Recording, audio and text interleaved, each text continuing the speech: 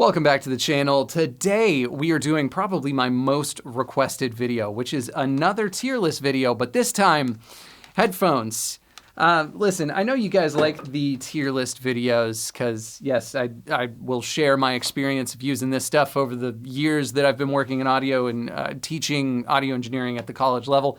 But the other side to that is I also don't take sponsors on my videos. So no company is paying me to say nice words about their product. This is just my own honest takes based on my own experience. So let's do the dorkiest thing of all time and rank some headphones.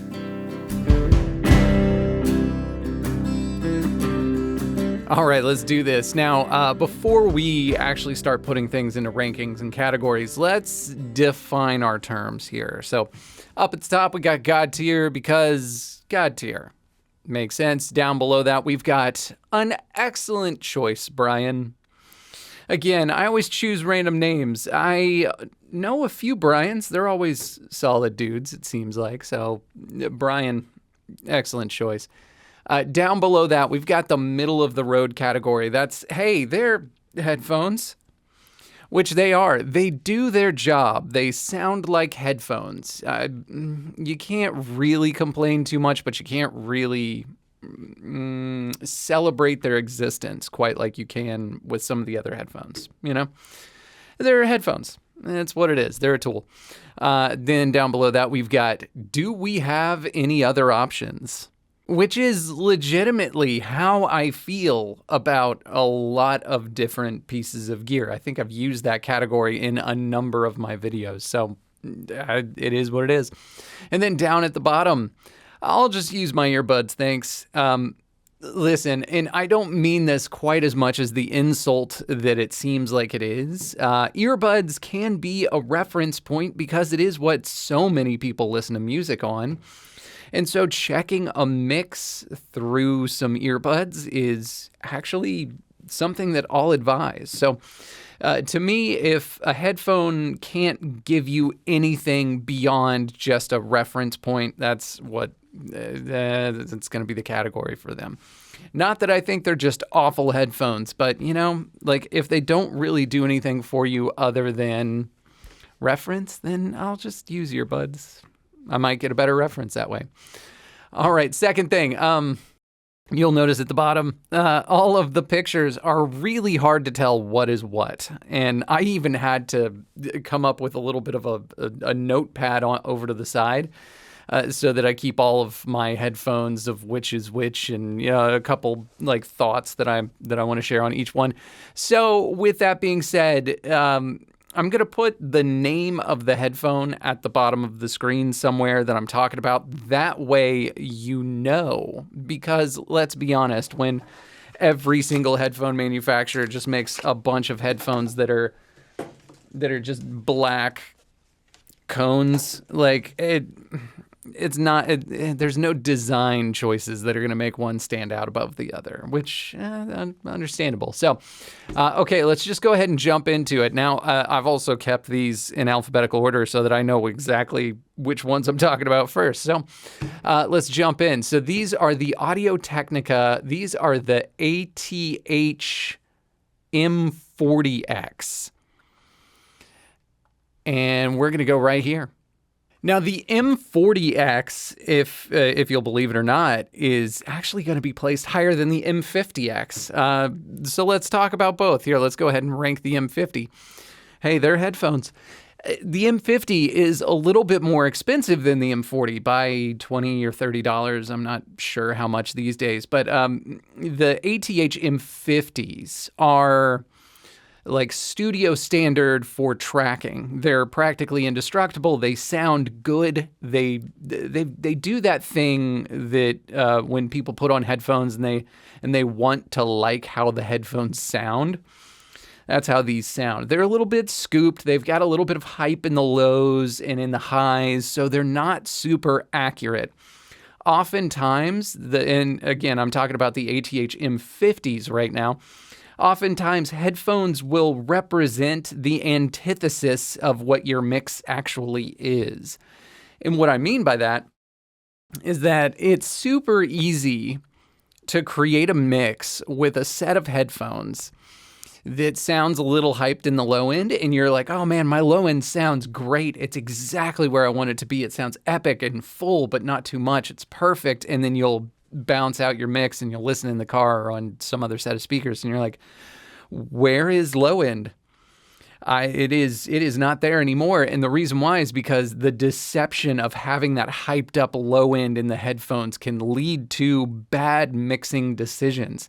So the ATH M50s, tracking headphones, 10 out of 10. They're comfortable. You can wear them all day. They sound good. Your artist is going to like what they're hearing. So for that reason, they're great for that. But for mixing, not so great. And weirdly enough, the M40s, which are cheaper, are actually going to give you a little bit of a flatter response. And I believe they give you a little bit of a flatter mid-range. And I was actually talking to a friend of mine because I used to think I was crazy when I thought that way. But I was talking to an engineer friend of mine who was like, oh yeah, no, that checks out. The M50s are, tracking headphones. But the M40s, like, I don't know if it was like they were trying to create a cheaper sounding headphone and accidentally made them a little bit more flat and a little bit more accurate in the mids or whatever the reason is. But he's like, you can actually make a few critical listening decisions on the M40s, and you can't really on the M50s. And I actually that reflects what I have learned about those particular headphones. So M40s, save yourself a couple of bucks over the M50s because, let's be honest, the M40s are going to sound great for tracking anyways. They're closed back headphones. They sound good. Your artist is still going to like what they hear through them, but with the M40s, you can also make mixing decisions. So there you go. All right, the AKG K240s. I mean, I have talked about these a lot. I'm going to put them up there, God tier. Now, here's the thing. I am also keeping their price point in mind, and I'm kind of thinking of this as like a value for the money type of proposition. And in the AKG K240 headphones are, in my opinion, maybe the best set of headphones that you can get around $100. I know that the Mark II is out now, and I don't remember what their standard price point is, but when I checked online just before I started filming, they're actually on sale for $100, and I think it's like $70 off or something like that. So that is actually a pretty solid deal for these headphones. I've known a lot of engineers over the years that buy the AKG K240s, and and at first they're just a cheap set of headphones, and they work, and then over time they just keep returning to that same set of headphones because they know them so well. It's like the same kind of reasoning as like there's a lot of engineers that love their HS8s or HS7s, and they get to know them so well that it's like it's their one true reference point. And so because of that, they take their, cheaper Yamaha HS series monitors to all the different studios because that is what they know the best. Same deal with the AKG K240s. In my experience, they have a really true mid-range, decent high-end, and they're a hybrid design. They're not closed back. They're not open back. They're like a partially open back, which I'm starting to see some version of that as like a trend for headphones. And I really do think that for headphones under the $500 price point, when you see a pair of headphones that use some version of a semi-open or a vented technology, that's where you really start to get a lot of benefits. It's really interesting. It's just a connection that I've been making. We'll talk about that a little bit more when we get to like the Kali Audios and the Atom headphones as well. But AKG K240s, God tier. You can't go wrong. Okay, the Atom Audio H200s. These are, like, I'm going to be honest, they're kind of a sleeper. I'm going to put them in God tier. I'm still getting to know my pair of the Atom Audio H200s. They're great, though. They are lightweight, which means that they are comfortable. and they have a vent on them, and it's this little thing. It's going to be hard to see. I'm not sure if you're going to be able to tell, but like it's right here, and it's probably going to be really tough to tell, but right at the top of the ear, there's like this little vent, and like here, if I push them together, you can kind of hear them like letting some air out. And the thing that's so interesting about that is it does actually allow for some of the air to escape without letting audio escape, which is interesting. So you can use these as tracking headphones with like zero bleed just about. But the thing that's so interesting is that for mixing, for critical mixing, it's surprisingly good. Surprisingly good. The low end is incredibly useful in this set of headphones, like more than I was really prepared for when I tried them out. I've got a sub in my studio here, and I generally don't have a ton of problems with low end translation. But using this as a set of headphones, like I wasn't even planning on using these for low-end monitoring, but I remember like working on a mix and like listening to how the kick drum and the bass guitar were responding to each other. And sometimes what I'll do is I've got a little line selector box where I can solo out my sub, and I'll listen to just the subwoofer information and use that to figure out the relationship of the low end of everything together, and then kind of make a few decisions like where high pass filters need to be, things like that. And I was using these headphones once, and I was like, oh my gosh, they actually work incredibly well as a low end reference. So if you are having a hard time with low end translation, these may actually be a really good option. Atom Audio says they go all the way down to 2 hertz, which is wild to me. 2 cycles per second is what's replicated. You can't hear information that low, but that really does tell you that they are providing you a lot of information in the low end, which is surprising.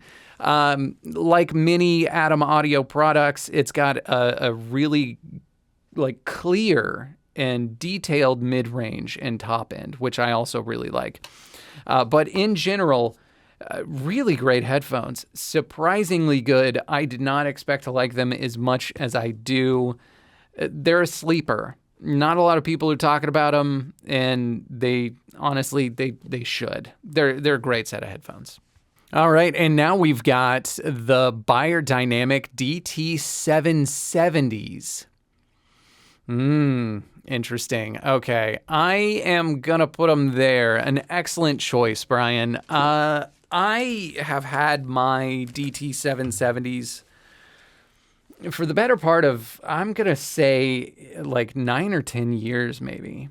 And like the ear cuffs of these ear cuffs of these are like starting to like turn like a weird greenish brown color. They're supposed to be like super slate gray.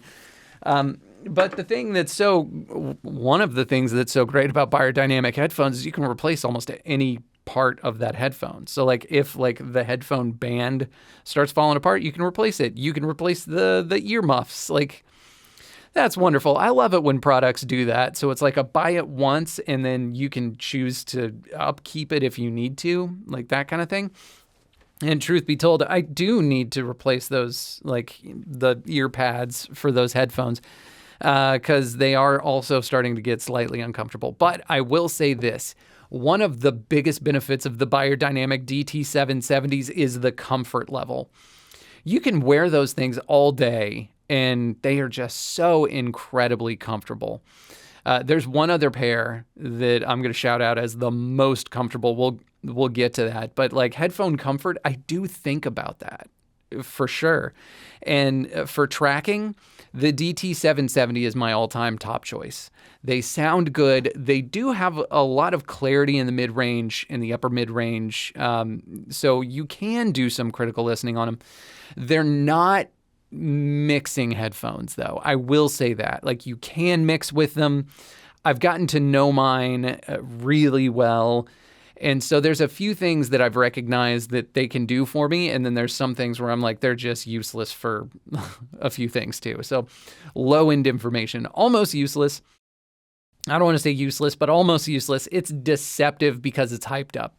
The top end information, again, I don't want to call it useless, but it seems like it's got a sharpness in the 8K range and above, and it doesn't extend out quite as high as some other headphones that I've used. So it's tough to hear a lot of the top end on the Beyerdynamics. But with that being said, really good sound isolation, really good for tracking, extremely comfortable.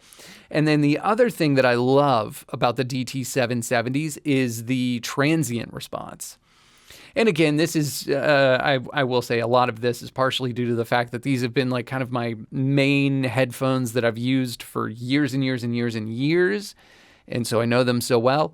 But like the transient response on the DT770s are great, that I almost feel like unless I'm checking my drum mix on these headphones, I'm not 100% confident. They're just such a wonderful reference point for me, which also should just be a little bit of a side note and something to keep in mind too. Like, all headphones will lie to you. Every set of speakers will lie to you. You just have to understand who these speakers are and like what lies they're typically going to tell you. And then you got to decide what you're comfortable with hearing ultimately, right? You don't want a yes man for a headphone. You want the headphones that are going to be brutally honest to you so that it forces you to make good decisions, that kind of thing. And the DT770s, they're not that, but they do have a few strong suits. And so for those reasons, excellent choice. All right, the DT990s, which are the open back version of the DT770s.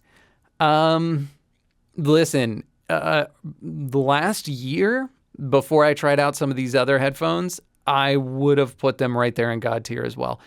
Truth be told, I'm going to say that they're in between. It's in between an excellent choice, Brian, and God tier. I'm going to put it in an excellent choice for now, but I do reserve the right to change the position of any of these headphones and where they land in the future. All of the same benefits of the DT770s, extremely comfortable, is somewhat lightweight. You can replace all the parts, like all those wonderful things, but with the added benefit of them being an open back headphone, which is generally speaking, not always true, but generally speaking, a little bit better for mixing decisions. So again, it's I would put them just a little bit above the DT770s. And it just depends on what you're looking for. Like, if you need a headphone for tracking purposes and you aren't really concerned with mixing on a set of headphones, then the DT770s would make the most sense. But if the opposite is true, you're not really needing a set of like tracking headphones. You'll just use whatever, cheap JVC or Sony headphones or whatever you've got laying around for tracking, because that's fine. But you're looking for a set of headphones for mixing, then the 990s are probably the direction that I would nudge you in. They're great. They're great. You can't go wrong. Okay, moving on. All right, the Kali Audio HP1s. Ooh, okay. They are firmly in an excellent choice, and there is one thing that keeps them from being God tier. And here's the deal. Kali Audio really did something interesting with these. Same kind of deal with the Atom Audios. They have like the little vent up at the top, and the way that these are designed, you might be able to see it a little bit better. But the little bit of vent up at the top of the ear cone, or the ear cup, I should say, and like, yeah, you can hear the air that it lets through when you like squeeze these together.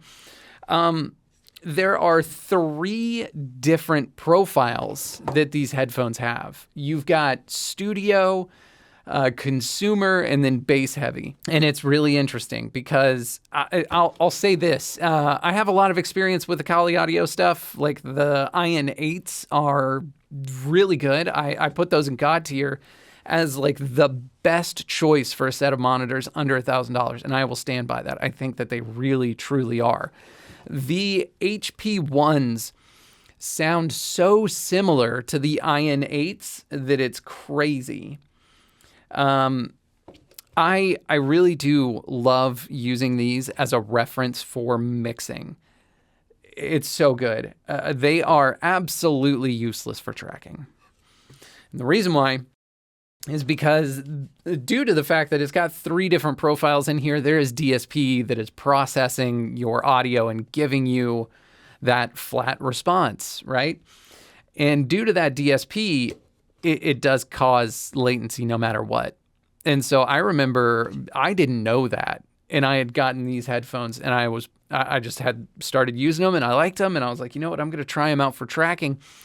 And sure enough, having those headphones on and I spoke into the mic, there was just this little slap echo. And I was like, oh no. And then I realized what was going on, which is no matter what, there will always be a latency. If that gets solved, these are God tier, no problem.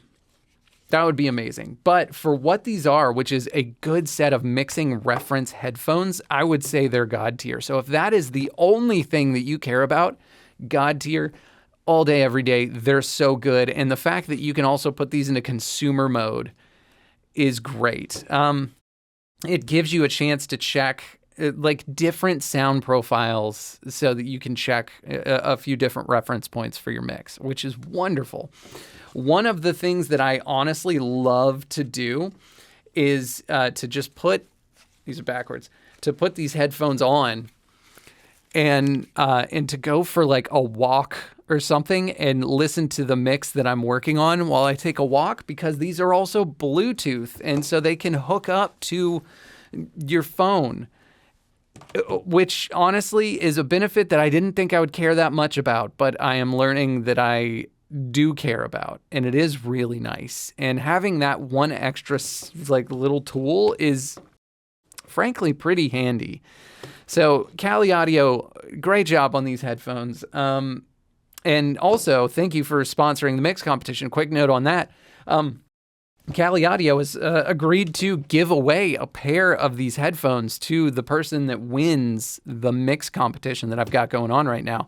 So if you have not seen the video of me breaking down a vocal session that I did here in the studio, the artist has agreed to not only let us film everything behind the scenes so you could get an idea for the production and the inspiration, but also to release the multi-tracks so that you can download them, import them into your DAW, and submit a mix. And if you win the mix competition, you also win a set of these headphones.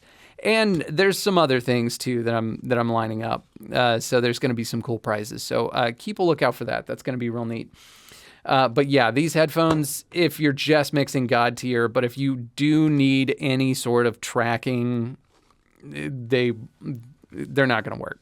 So for that reason, I'm knocking them down a peg. But truth be told, they sound really good. Okay.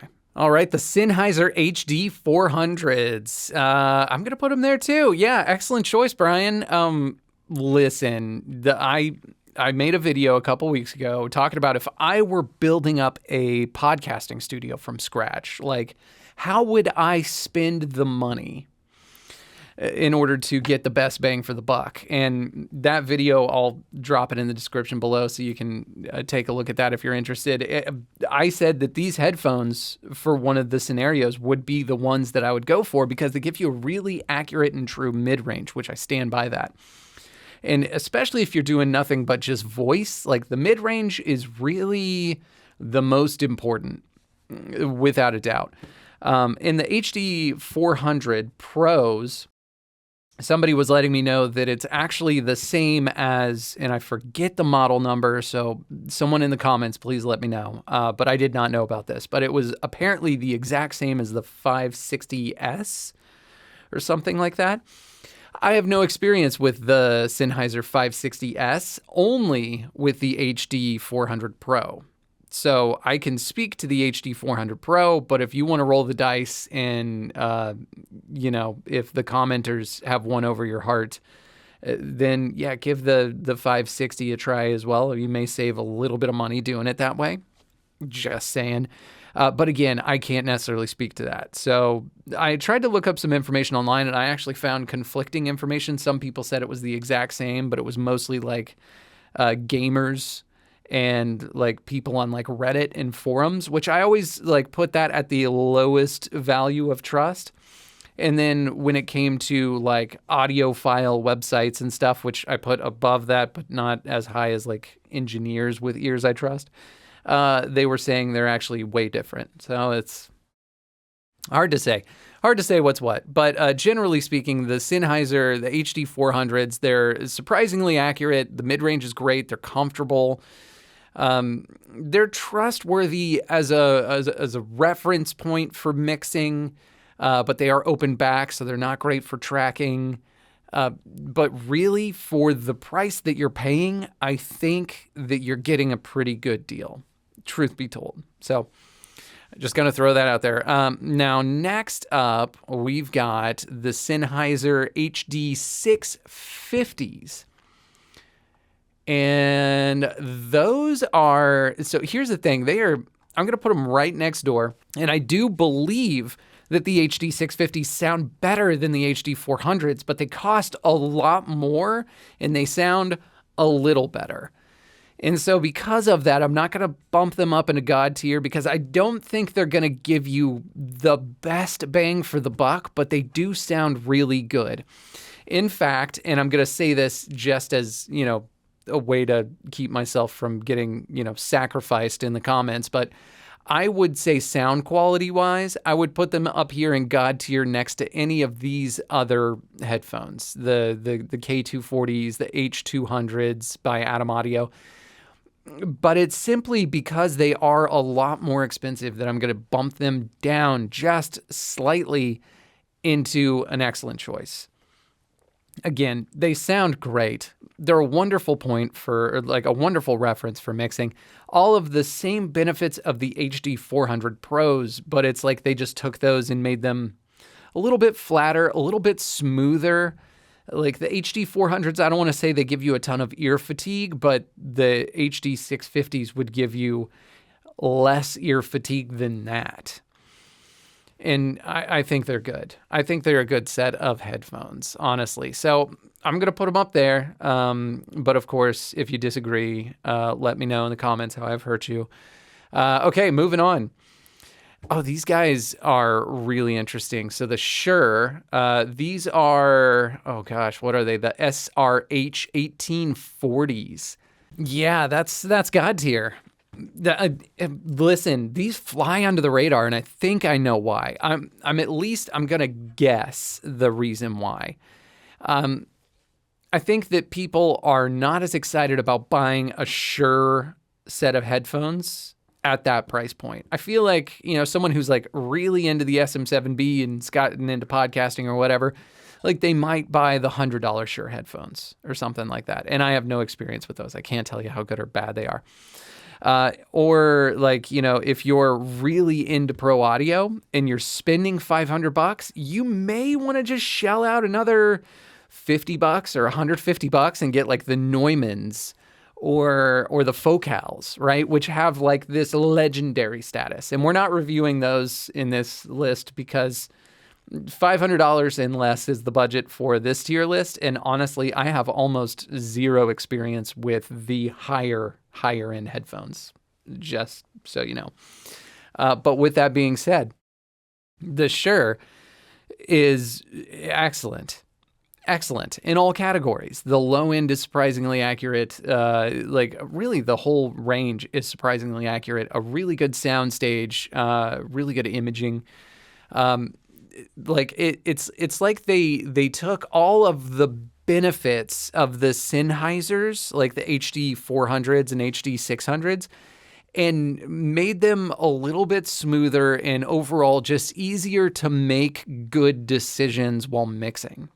So not only are they accurate, but they're not accurate and harsh, which is a rare quality in headphones.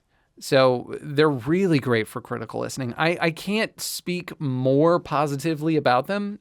They're surprisingly good. But again, I also understand why people aren't picking them up as much, because you're spending $500 on a pair of Shure headphones. Okay. Like, yeah, it's the same guys that make the SM58. and the SM7B. So it's hard to associate that brand sometimes with like top tier quality like you can Neumann or Focal, but genuinely phenomenal. Like a really excellent set of headphones. So don't sleep on those. They're expensive. They're at the top of the budget. They're $500, but they're excellent. Okay. Well, yeah, let's get into the Sonys. Okay, let's start with these are the Sony MDR 7506s. And those are headphones. They're headphones. Maybe the most famous and most used set of headphones in every recording studio and film set on the planet. Like, they are super common. Some people use them for mixing. I do not. I have never gotten along with the Sony MDR 7506s for mixing choices. I think for tracking, they're fine. I've used them in studios when I was an artist, and I remember thinking to myself, oh, I should get actually, I do remember having this conversation. One of the first studios that I recorded at as an artist also was one of the studios that I interned at years later. But when I was there as an artist and I was recording, I remember talking to the engineer and I was like, those headphones are actually really nice. I really like them. And he goes, yeah, they do sound pretty good. And I was like, yeah, I think I might have to get a pair. And he was like, don't. I was like, oh, why? And he's like, well, if you're looking for a pair of headphones for like just listening to music, they're great. If you're looking for a pair of headphones to do like recording, like making decisions with pro audio, then no, don't. And I was like, oh, okay. But generally speaking, I think that's true. However, like footnote, Andrew Sheps, I believe, mixes on these headphones.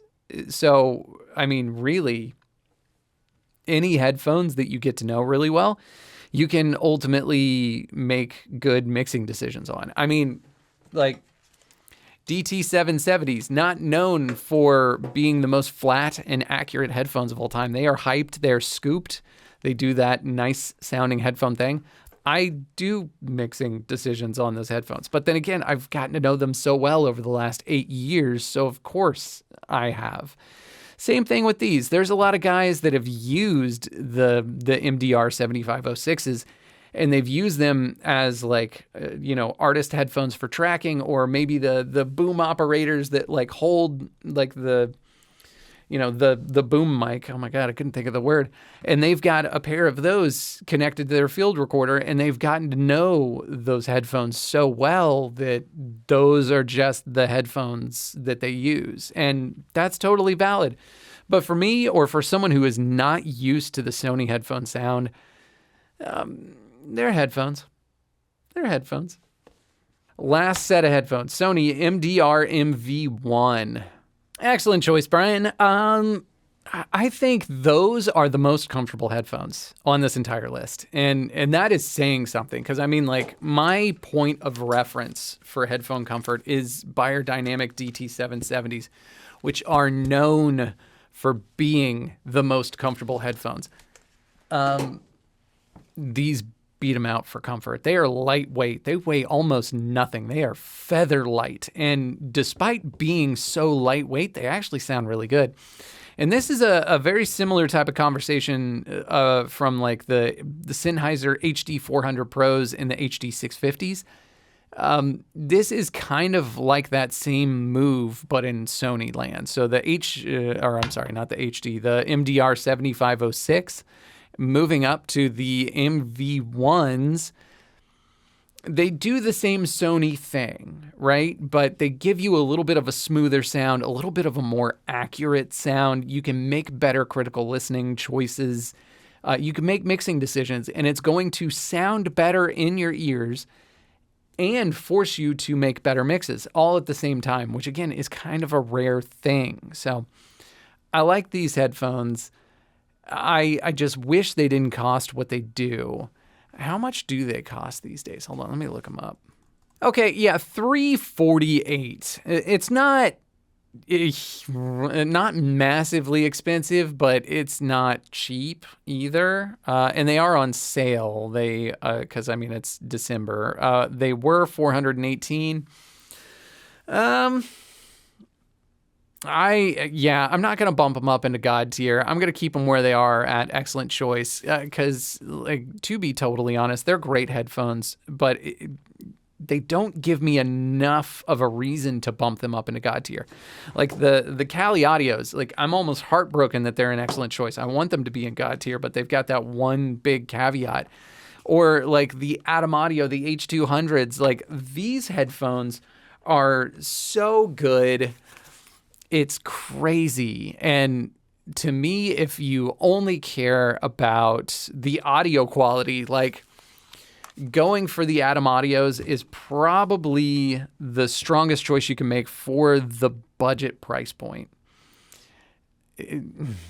Yeah. And then if your budget is just a little bit lower, then go for the AKGs and get to know them well. They're the Yamaha HS8s of the headphones world. But the Sonys don't give me anything special like that. They're good. They're I would even say great. But they don't do enough for me to bump it up into God tier. So yeah, let me take a look. Nothing actually landed in the lower tier. Yeah, because like these guys, the ones that are, hey, they're headphones, it's like, hey, they are headphones. Like they're really great for tracking. And so because of that, I keep them where they are. If we were doing just nothing but like mixing based decisions, like both of these would be down here. But since they're so good for tracking, they get bumped up. Yeah, I'm locking this in. This is, I apparently just like headphones in general a lot more than I thought I did. Okay, well, that's a good time. Yeah, listen, if you are interested in any of the headphones that I've talked about here, I do have links in the description to all of them. Go check it out. A lot of stuff is on sale. If you're watching this in December, there's a ton of sales going on right now. So take advantage of those if you want to, or if you're not looking for headphones and you're just kind of researching. Thanks for stopping by. If you like the video, hit the like, comment down below with your thoughts, feelings, smart remarks, comments. Let me know if I've hurt you. And yeah, subscribe. All right, I'll see you guys in the next one.